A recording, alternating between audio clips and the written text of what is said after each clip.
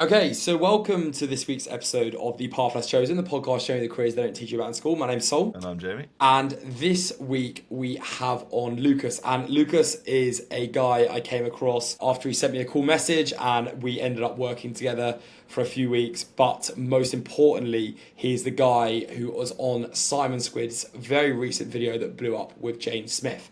Very, very excited to have the chance to speak to him before he jets off for a very cool opportunity. But more importantly, Jamie, what can we expect from today's episode? Yeah, going to be a brilliant one. I think there's three very interesting stories and messages to be taken from today.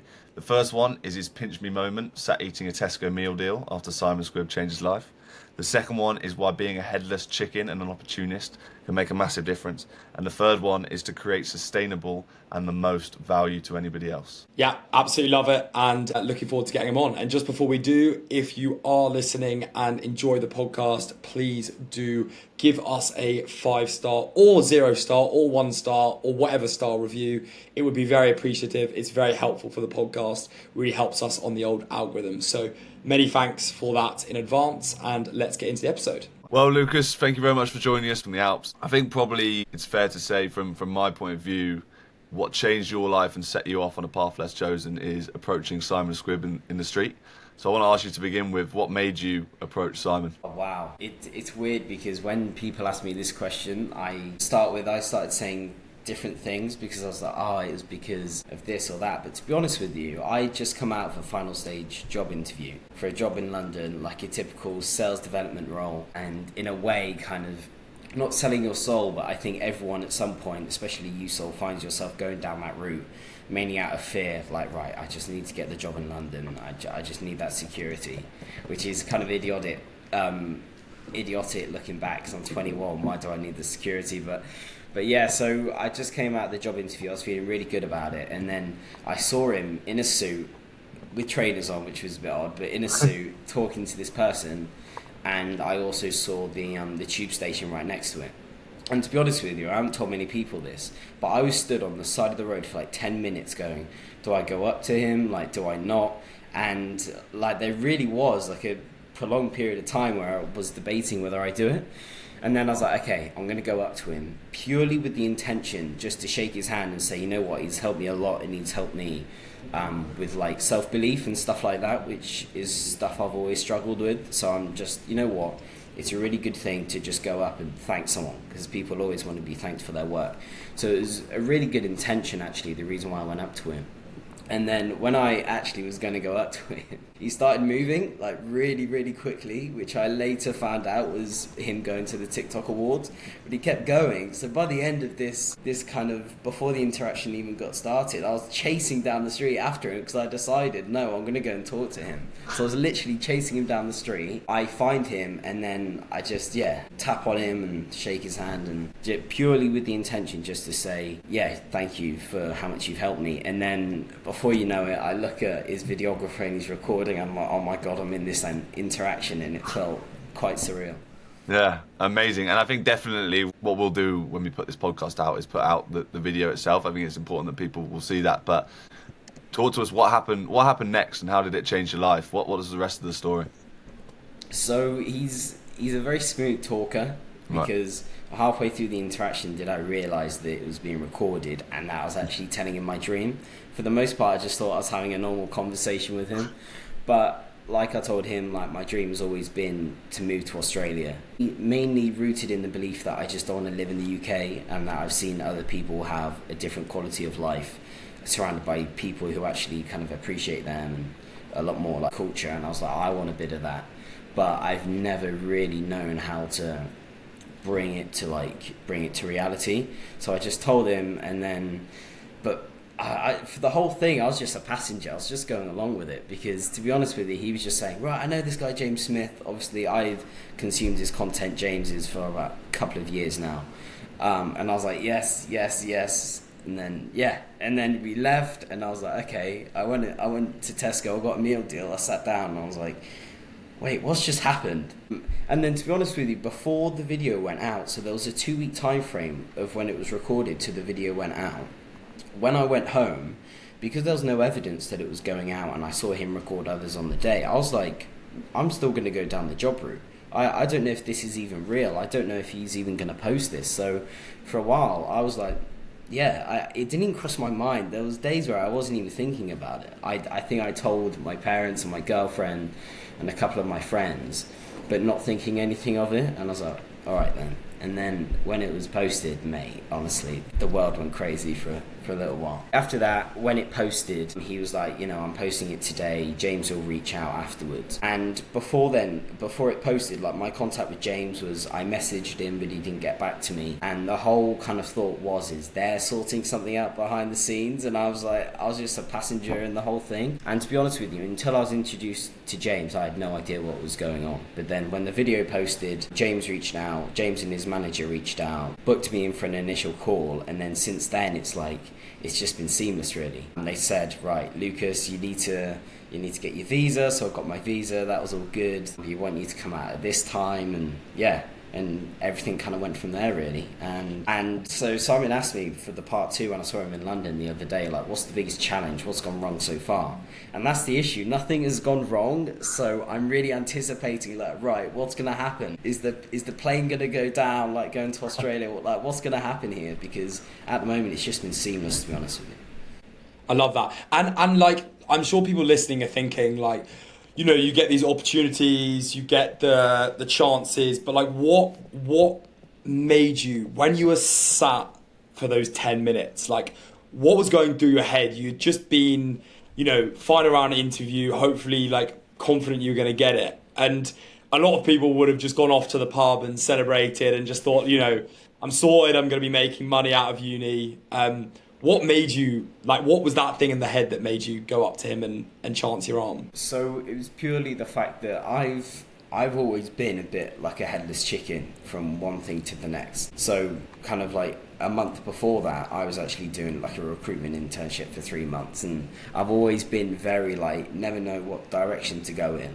But the one thing I am very much an opportunist in terms of when I even smell the slightest opportunity, I've always grabbed onto it, and that's always been the thing that I've kind of led with. So whether subconsciously I knew there was an opportunity there, and I kind of tell myself, no, I just wanted to go up and thank him, I think in reality I was just putting myself in the way of that opportunity and see what comes from it. Because at the end of the day, I did have a dream locked and loaded. So as much as I think, I just want to be a nice guy, like, I don't know, there's something going on there, But the thing that I find amazing about that is you probably had that, at least awareness of a dream because of Simon's content and because of that sort of content. Yes. Like, you wouldn't have had that locked and loaded had you not registered. So, like, how would your dream be manifesting, and like, how would you been thinking about it before even going up to him? Yeah, so just a little bit of background. Throughout university, I went to Exeter Uni purely out of the fact that it was very green and by the sea, and I grew up in the East Mids, and it's just a concrete jungle, really. So I went to Exeter Uni, and whilst I was there during my summers, each and every year I went to a different country and kind of worked abroad.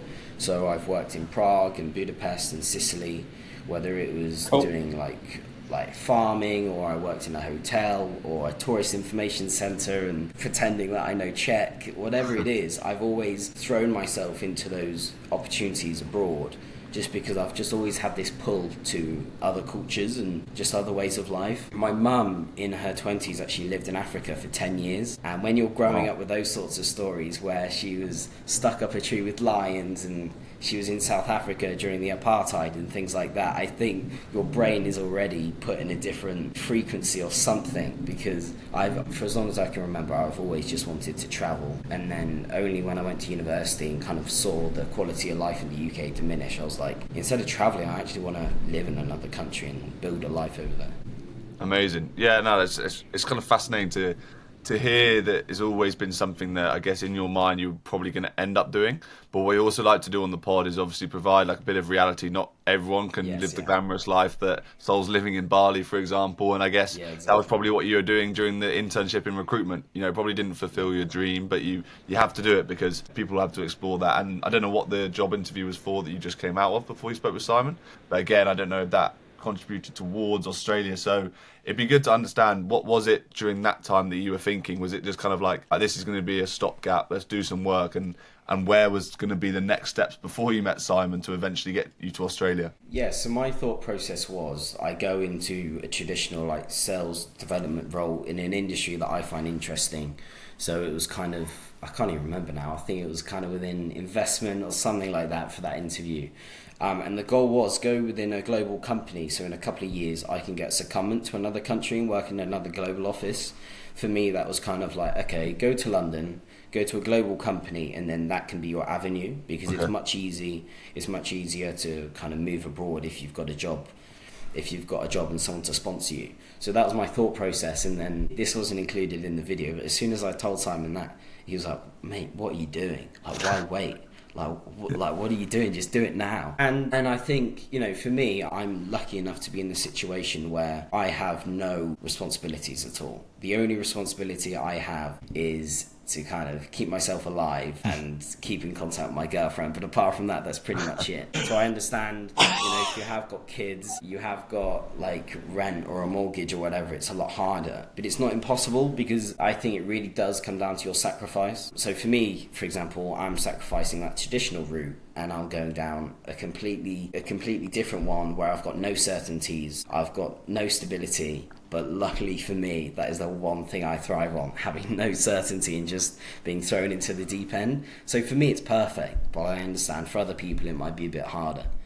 Yeah, no, I think that was kind of what I was about to follow up with. I think to hear your mindset towards it, I mean, it sounds like you're kind of cut out for this. I mean, I don't know what your girlfriend thinks of you moving to the other side of the world and how that'll work, but I mean, it's something that you're absolutely right. It's a kind of leap of faith that you're able to take now, but for some people, definitely like moving out of that comfort zone is something that's probably quite tricky. And again, something that we try and do on the podcast is obviously point out the fact that we're always pushed down a certain path, and people think that that's therefore really uncomfortable to take that leap, but you right now feel like you're able to do that. So it'd be interesting to hear, what would you advise people that are listening thinking, I can't give up my London job just to move to another country and seek something else? What would be, I guess, your biggest point of how you managed to cope with that mindset wise? I'd say for me, in my personal experience, I always see it as you really are, like I said earlier, like choosing your sacrifice, but for me, choosing my discomfort in terms of, for me, I'm a lot more uncomfortable 5 years down the line living with that regret that you can't get rid of. And for me, I'm always just driven by the fact that, you know, if you don't take this leap of faith, if you don't take the risk now when you have no reason not to, how are you going to perceive that the older version, the more wiser version of you, who's not 21 and makes stupid decisions, but that version of you, how are they going to look back at this time, and how are they going to look back at the decisions you've made? And I think for the most part, I am driven by that mindset of, I don't want to regret. I just don't want to have any regrets, and I just want to go for it now whilst I can. And because I realise things change and I'll never be in this position again. And I've also experienced that it's really, really, really difficult to make your own opportunities out of nothing. So as soon as an opportunity comes along, I think I am responsible to grab onto that with everything I've got, because it's so hard to just generate an opportunity from nothing, honestly. Yeah. Amazing message. So talk to us more about this opportunity then. What exactly was it when the conversation was happening? I know you said you were kind of the passenger to it, and then it just came to you, and now next thing you know, you're going to be moving to Australia. But what exactly is the opportunity? And it'd be good to understand what the plans are once you're over in Australia. How are you going to bed yourself into a new culture and then progress, obviously, career-wise? Yeah, so the plan is funny. As soon as I went on the call with James and his manager, they were talking about getting a new Twitter handle or something, because he's going back on Twitter. And from the offset and throughout, it was very relaxed. It was a very relaxed conversation, and basically what I got from it was they said that you're going to have a 6-month contract where within this 6 months you can try pretty much every function within the business. So he's got many different businesses, so obviously he's got Newtonic, and he's got his own personal brand and his PT and his coaching or whatever. He's got such a breadth of businesses that I can kind of go in within different roles and find what I enjoy first and foremost, because I think he comes from the belief that what I enjoy I'll be best at, because it's just so much easier to be good at something when you love it, right? So I think finding what I enjoy, finding where my skills kind of cater to, and then go from there. But I've been given that 6-month period of kind of security to say, you know, within this period you can find what you like, see where you contribute the best, and then go from there really. And then after that 6 months, whether we want to part ways or whether we want to continue working together, we'll decide then really. Amazing.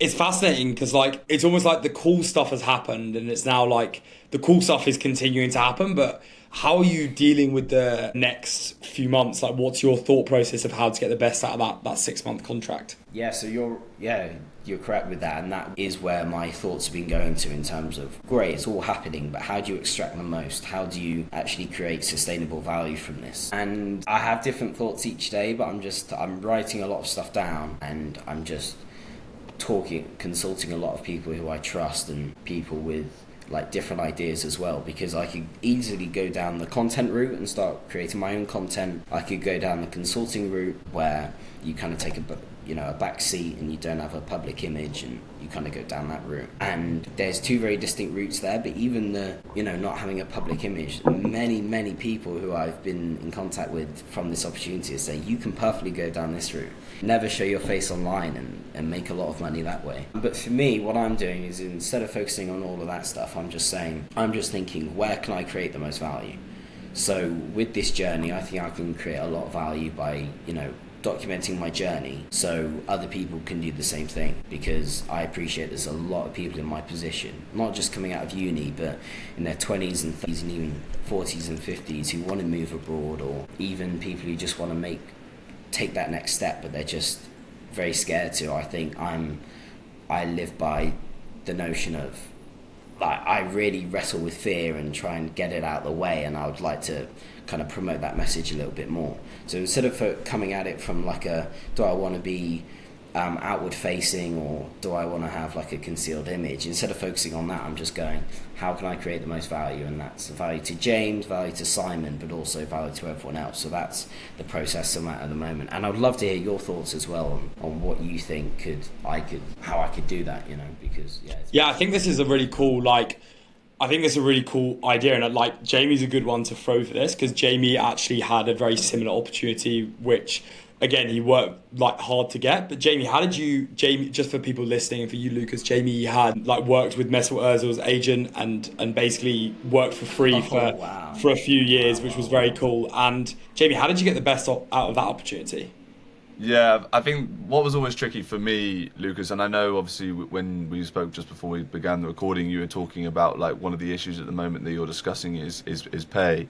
I think for me, when I had to throw my like kind of hat in the ring and thought like, right, this is maybe a route in the door, it was for free initially. I think I was just given lunches and an office space.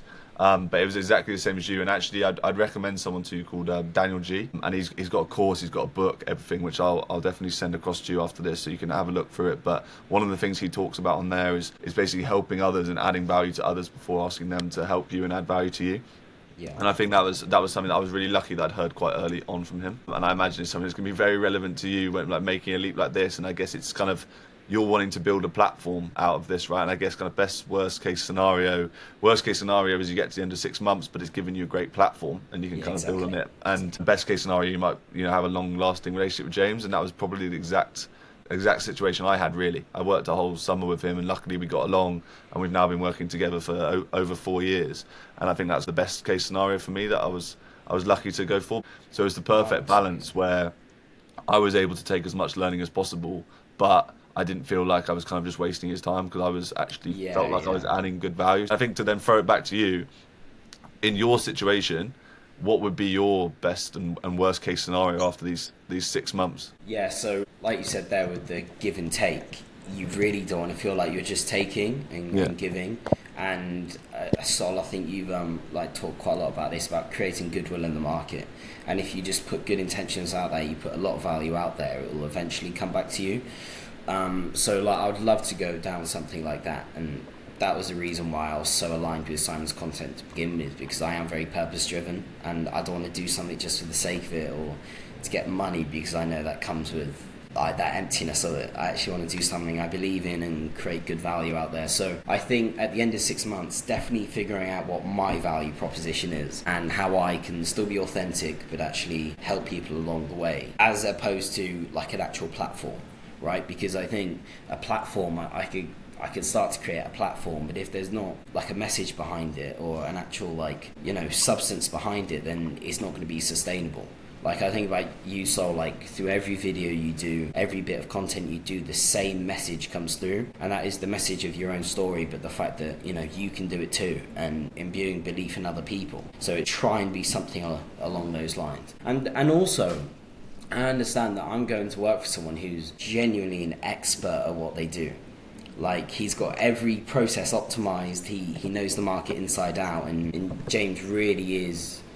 yeah, he's a king when it comes to content, really. So I think I'm going to know a lot more at the end of the 6 months about what value I want to create as opposed to now. And I also appreciate that, yeah, I'm kind of a deer in headlights at the moment. So hopefully I learn a lot on the... Yeah, that's a really important point. I think kind of exactly how I felt during that time as well is you are with an expert, and that's probably the best place you can be in, because you get to learn from the very best, and anything you can take from them obviously will hopefully help you and set you up nicely for the future. And then I think a really important point, and to touch on maybe a topic that we spoke about briefly earlier, what is, and if they don't mind you saying, what is kind of your family and girlfriend's views on it all? Because sometimes a big obstacle for people is still personal circumstances, you know, even at this age where, as we've spoken about, you don't have those responsibilities. There are still people that affect it, but are they very like supportive of this idea, and have there been any difficulties there? Yeah, so I think for the most part it's been very supportive, because people recognise the magnitude of the opportunity, and your loved ones and your friends, if they really are, like, you know, good friends and people who want the best for you, they'd want me to go for this, and they do. So my mum, for example, like I mentioned before, she went to Africa for 10 years, so you don't have to, you know, guess about what she says. She was like, you got to go for it.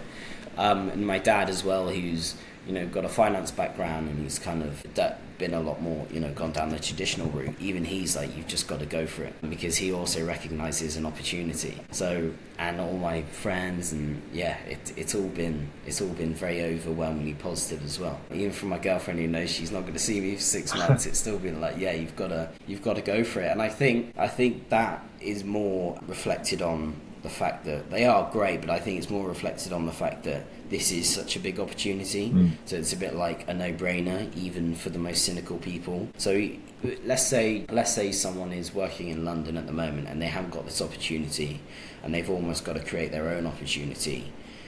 I think the same logic still applies whether you're getting pushback from your family or friends or not.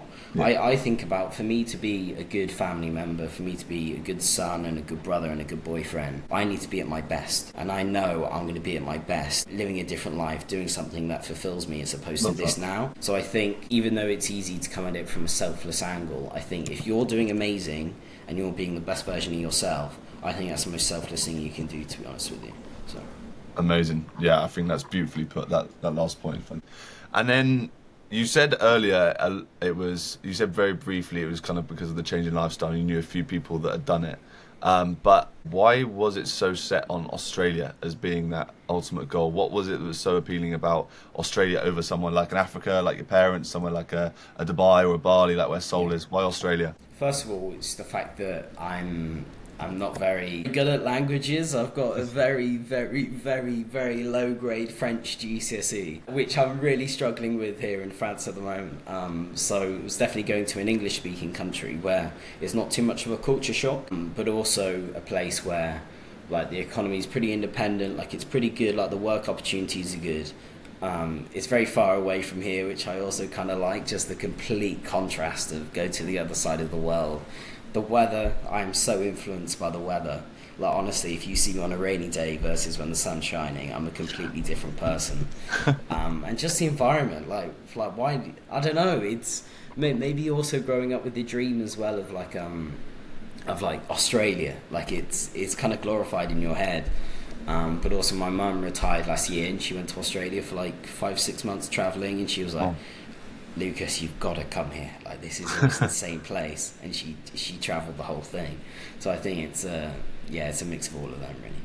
Love that. Love it, man. Sounds so exciting. Yeah, absolutely buzzing to hear what comes from that. And nicely wrapped off on that, would love to ask the final question that we ask all our guests, which is, if you could go back to a time, maybe the time when you were coming out of that final interview and considering whether to walk up to Simon, what is one thing you do the same, what is one thing you do differently, and what is one thing you tell yourself to motivate yourself? Wow, okay, so I think the one thing I'll do the same is just always lead by good intentions and always try and do good in the world, because I believe like the universe is a mirror, so whatever you put out there you'll get back. So if you put bad intentions out there, only bad will come to you, and vice versa. So I think lead by good intentions, try and create goodwill, and just be the best human being you can be, and eventually you will be rewarded by the universe. I really believe that. And then the second thing, what I would change is mainly like a perception switch of, like right now, like when you feel like you're in the midst of it and you're really pressurized, I think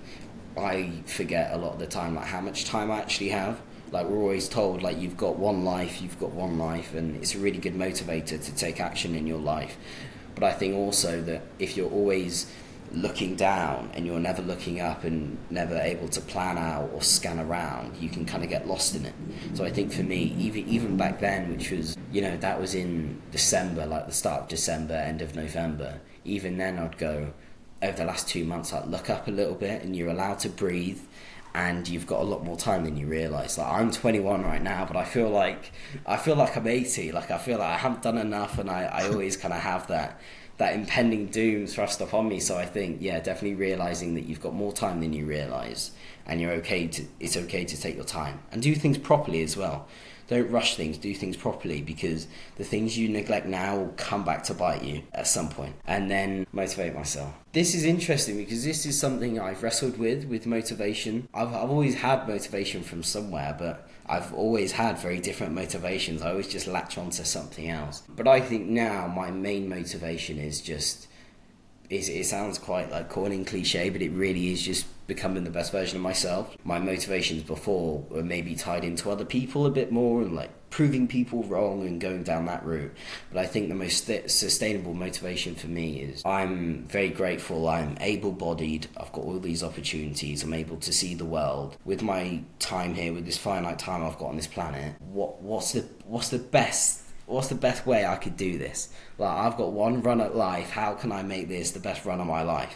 Extract every bit of value, contribute every bit of value, and just become the best version of myself, because I think that's going to give me the most fulfillment. But also looking back, I think I'm going to be like, yeah, you did it right. For me, I think that's my right path at the moment, to go down that, because that is a path driven by pure intentions, and not intentions driven by greed or jealousy or those other things that can come in and disrupt your flow of things. Amazing. Yeah, lovely way to finish. And I think I'm definitely not going to be the only one who kind of sits back after this episode and thinks, wow, that was just kind of amazing to hear your whole approach to it, and inspired by it, to be honest, because I'm sure coming from a university like Exeter, and Sol and I had the same in Durham, I'm sure 90% of your mates are in office jobs in London, so no one can ever take away no one can ever take away the fact that you've taken that leap and had the courage to go and do something different. And hearing you talk today, and Sol's just texted me privately as you were speaking there, we know you're going to do very well. Like it's quite clear it's going to be a success in whatever you end up doing over there or wherever you end up in the world. I'm sure it'll be pretty amazing. So thanks for coming on and sharing that with us. And I'm thinking in a few years' time we need to get back on this and hear where you are now, definitely, because I'd be fascinated to hear. But yeah, all the best with it, and thanks for coming on, mate. No, I appreciate that. Thank you for your time, guys. Thank you. Unbelievable episode. Very, very happy we got him on. What a cool guy. Far away to you for the first takeaway. Yeah, I think my biggest takeaway is the fact that he's like an opportunist, and he described it as a headless chicken, but I think he's kind of doing himself a disservice there, because actually he acknowledges the fact, and I'm sure everyone can kind of relate to it, that it is actually really difficult to kind of stumble across opportunities and to actually make them happen. And I think the one that he came across, is so random and so kind of bizarre, and such a coincidence. He literally came out of a corporate job interview and bumped into Simon Squibb, who's changed his life. But some people would have also been in that situation, and even as far back as they wouldn't have never approached Simon, they'd have kind of seen him and then just walked along their day and not approached him. But he spent 10 minutes kind of contemplating his life there, and I think it summed up his personality, that he is an opportunity, took that opportunity, and then clearly the conversation went well with Simon. And again, people at that point might have stopped and not capitalised on it, but he really did. He's taken it all the way, and he's taken a massive leap to go over to Australia now because of that opportunity, and that whole idea of seizing it once it comes along, because of how difficult these opportunities are to make. I think is such an important takeaway. 100%. Like it was one of our first episodes that we kind of clinged on to this term, make your own luck, and I think it's exactly as you said. Like he made his own luck with going up to Simon. It was a lucky event, but he seized it 100%. So yeah, straight on board with that. My second one, like my takeaway from him was the desire to like live your life. That seems really vague, but he said something which is like he wants to look back and just think that he did it right. And I think that's so cool because so many people, I speak to like a painful amount of people every day who delay things. They say, oh, you know, I'll look forward to things in the future, I'll quit my job in the future. And he was like, I'm going to do this now because I know that in 5 years time I won't regret it and I want to live the best life possible. So I guess my takeaway is like, do things now because you will never regret like taking taking an opportunity to try and live the best life possible. He said we only get one shot at it, and I think that's a pretty cool mindset to have. Yep, no, that was actually what I was going to say as my third point. But he said at one point it was like why wait? And especially now, and hopefully our audience can relate to this because it's the kind of right age demographic where we don't have many responsibilities. He said now is the time to do it. He wants to make those sacrifices now, choose his own discomfort now, knowing that in 10 years' time he'll probably look back and think, yeah, I don't regret doing it. So he wanted to go for it now, which I think is the most important message. The third one, I think, which is really important, is his idea and kind of dedication to looking after himself first. And I think it's a really interesting takeaway, which I don't think I was expecting as an answer when I asked him about like what did kind of his family and his girlfriend think of him moving to the other side of the world. And he said, well, ultimately right now the opportunity is right, and if I'm not looking after myself, then I'm not going to be good around them. I think it will get to a point where he's going to capitalize on this opportunity so well when he does move abroad that it's going to be worth doing for everyone. But right now what he's doing is also just thinking about himself, which is important because he knows that in 5 years' time he won't be the best version of himself if he doesn't be quite selfish now. And so I like the fact that he says the first thing you've got to do is be purpose-driven in your own mind and look after yourself before you start giving out to everybody else, which I thought, you know, that's actually a quite a mature head on young shoulders and will probably take him quite far over the next 6 months and a few years. Couldn't agree more. Yeah, love that, mate. I think that's spot on. A mature head on a young shoulders, 100%. So to sum it up, be an opportunist, live the best life you can, and to look after yourself as number one. I love that, mate. Very, very happy we got him on. Seriously inspirational guy for 21. And yeah, as I said on the recording, you know he's going to go on to bigger and better things. So looking forward to keeping in touch with him and having him on in a few years' time on here. Yeah, great podcast. Thanks everyone for listening to the end, and look forward to catching you next week.